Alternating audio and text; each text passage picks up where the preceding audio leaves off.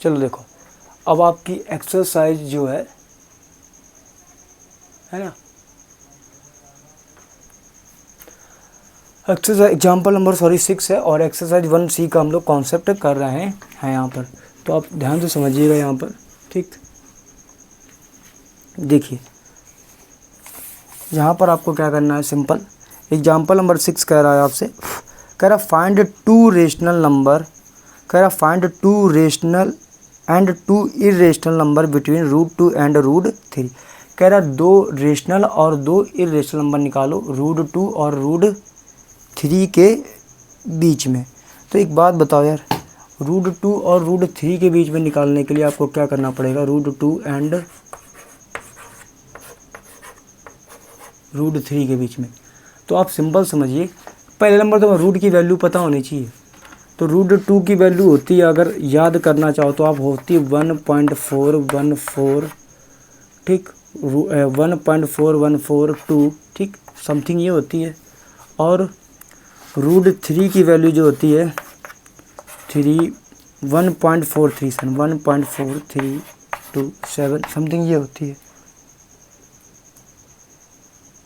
1.732, 1.732, 1.73205, 20587। मान लो ये एग्जाम्पल आपको दी गई है। अगर सपोज़ करो, अगर ये हम कैसे मान लें कि सर ये तो आपने देखा एग्जाम्पल में लिख दिया, अगर हमें निकालनी हो तब हम क्या करेंगे, अगर मान लो हमें √5 की निकालनी है तब हम क्या करेंगे। तो उसके लिए आपको सिंपल सा एक तरीका है, समझाते हैं, समझाने के लिए ही खड़े हैं, ठीक। तो पहले क्या करते हैं, ध्यान से समझो। देखो यहाँ पर हम क्या करेंगे, √2 की वैल्यू निकालनी, किसकी निकालनी है, √2 की।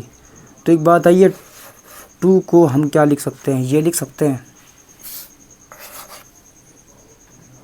2.02 और 0000, ये पेयर बना सकते हैं हम यहाँ पर डिवीज़न मेथड से, ठीक। अब एक बात आई है, 2 किसके स्क्वायर रूट में है, तो हम कहेंगे 1 के, ठीक।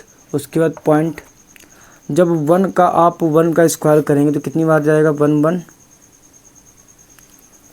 1 1 जा 1, कितना आएगा, 1 जा 1, ठीक। तो यहाँ कितना आ जाएगा, 1 जा 1,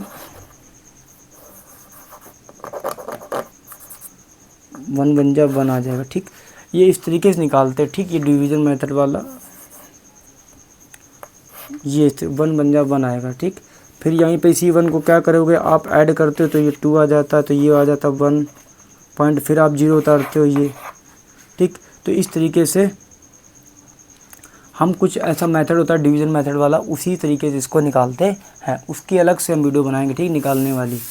इसमें सिर्फ हम क्या करते हैं, वैल्यू को लिखते हैं, क्योंकि ये कॉन्सेप्ट जो है ना दिमाग में इसमें थोड़ा कम आ रहा है। इसकी वैल्यू लिख सकते हैं 1.41।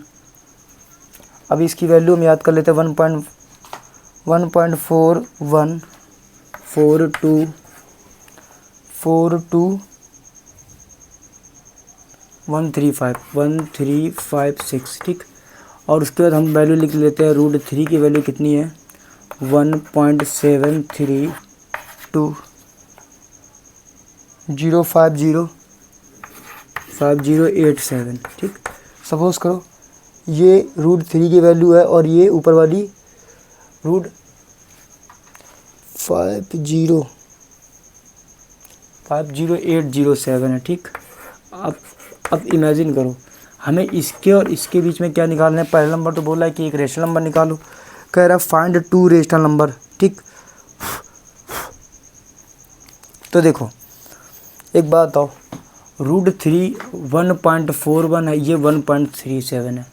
तो एक बात बताओ, इसके बीच में कौन सा नंबर आ सकता है,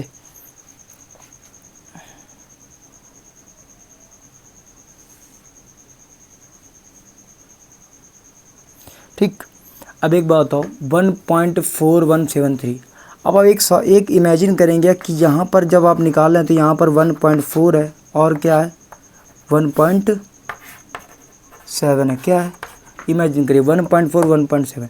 इसके बाद क्या आएगा 1.5, फिर क्या आएगा 1.6। तो आपको 2 निकालने के लिए बोला था, तो 2 हमारे यार है रेशनल नंबर, तो आप लिख सकते हो कि इसके और इसके बीच में क्या आ रहा है रेशनल नंबर 1.5 और 1.6 दो रेशनल नंबर यहाँ पर निकल के आ रहे हैं। क्योंकि जाहिर सी बात है 1.4 1.5 1.6 1.7 आ रहा, तो जाहिर से तो 1.5 और 1.6 दो रेशनल नंबर इसके बीच में आ रहे हैं। ये क्या निकालने के लिए था, ये तुम्हारा रेशनल के लिए था, रेशनल नंबर के लिए। अब हम बात करते हैं इर्रेशनल नंबर के लिए, तो ये इर्रेशनल नंबर ये आ गया। अब इर्रेशनल नंबर की बात करते हैं तो फार्मूला क्या होता है, a मल्टीपल b रूट के अंदर ए बी। अब एक बात आइए, रूट के अंदर क्या है, √2 है और क्या √3 है। अब इसका स्क्वायर रूट करेंगे अंडर रूट, तो जाहिर सी बात है क्या वैल्यू निकल के आ रही होगी इसके अंदर।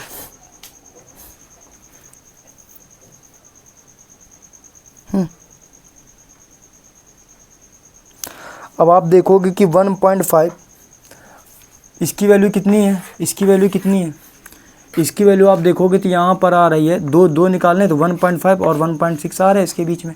तो आप देखो पहला वाला तो आप नंबर नोट कर लो, उसके बाद हम आगे आपको समझाते हैं, ठीक। ये आप नोट कर लो। अब देखो ध्यान से, हम क्या करेंगे, इर्रेशनल नंबर बनाने हैं, तो 1.5 और 1.6 को ही हम मान लेते हैं। ये मान लो ए नंबर दिया गया 1.5 और बी नंबर दिया गया 1.6। अच्छा ये 5 दिया गया, तो हम इमेजिन कर लेते हैं यहाँ पर 0 रिपीटेशन वाला अलाउ के लिए 5, फिर 00, 5, फिर 000, फिर 5, फिर 40, ये हो गया। फिर उसके बाद 60, 6, 00, 6, 000, फिर 6, 000। ये इस तरीके से बढ़ता ही चला जा रहा है। अगर बढ़ता चला जा रहा है तो कोई बात ही नहीं। तो यहाँ पर आप लिख सकते हो कि ये और ये वही कॉन्सेप्ट है, √2 और √3 के बीच में ये क्या है 3, ये आपका क्या है, इर्रेशनल नंबर है। क्या है, इर्रेशनल नंबर है, ठीक। अच्छे से समझिएगा, ये इर्रेशनल नंबर है। और एग्जाम्पल में भी आपके अगर निकालने के लिए बोल रहा था तो यही आप लिखा सकते हो, है ना। तो इस तरीके से आप इर्रेशनल नंबर निकाल सकते हैं, ठीक। तो इनके बीच में क्या आ गई, ये इर्रेशनल नंबर आ गए। देखो फॉर्मेट वही, निकालने का तरीका वही, लेकिन क्वेश्चन को क्या कर देते हैं हम लोग, लेंदी कर देते हैं। उसके बाद एग्जाम्पल नंबर 7 देखो, ठीक है।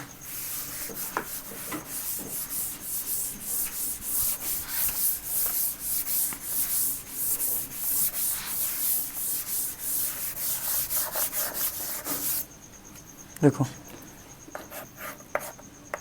एग्जाम्पल नंबर 7 देखो,